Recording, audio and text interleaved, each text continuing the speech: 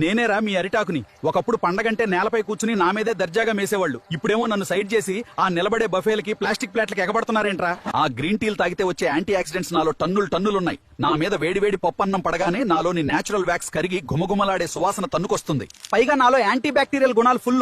కానీ మీరేం చేస్తున్నారు? స్టైల్ అని బిల్డప్ ఇచ్చి ఎప్పుడో ఫ్యాక్టరీలో పుట్టిన ఆ ప్లాస్టిక్ ప్లేట్లు, థర్మోకోల్ కవర్లు నాకుతున్నారు.